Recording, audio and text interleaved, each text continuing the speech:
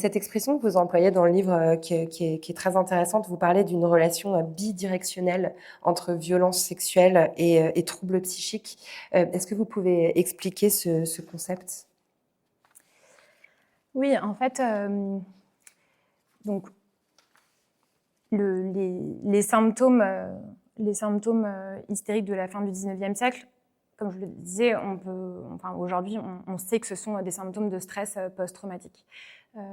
À la Salpêtrière, aujourd'hui, il y a des neurologues qui travaillent et des psychiatres qui travaillent sur le concept de troubles neurologiques fonctionnels, qui est un terme un peu compliqué pour dire en fait que il y a des personnes qui, du jour au lendemain, peuvent ne plus marcher, ne plus ressentir de sensations dans leurs bras, peuvent perdre la vue, peuvent perdre l'usage de la marche, du jour au lendemain, sans explication. Et donc, jusqu'à présent, on disait, s'il n'y a pas de lésion organique, si on ne comprend pas d'où ça vient, c'est que c'est quelque part de la simulation.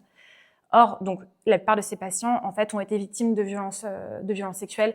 C'est pas forcément que des violences sexuelles, ça peut aussi être des abandons, des violences conjugales, un accident, mais très souvent, ce qu'elles ont en commun, c'est d'avoir été victimes de violences sexuelles. Et ces personnes, aujourd'hui, sont à 80% des femmes. Donc, il y a vraiment un lien entre violence sexuelle et ces symptômes hystériques. Moi aussi, je vais mettre des guillemets tout le temps, mais donc, entre guillemets.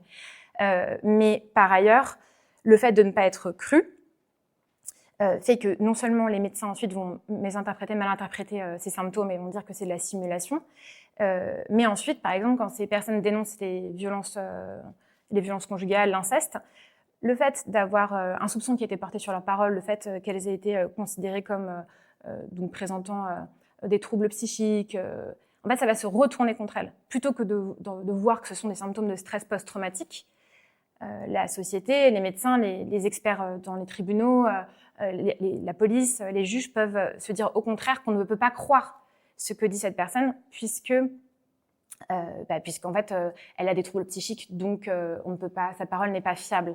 Et pour moi, ça c'est vraiment le problème. Enfin, c'est ça qui me semble extrêmement grave dans cette histoire, c'est qu'au lieu de se dire tiens, ce sont des symptômes de stress post-traumatique. Qu'est-ce qui s'est passé avant cette soi-disant folie, hystérie, trouble histrionique, trouble borderline, etc. On va se dire au contraire, on ne peut pas faire confiance à cette parole. Et donc, généralement, ça se retourne contre ces femmes.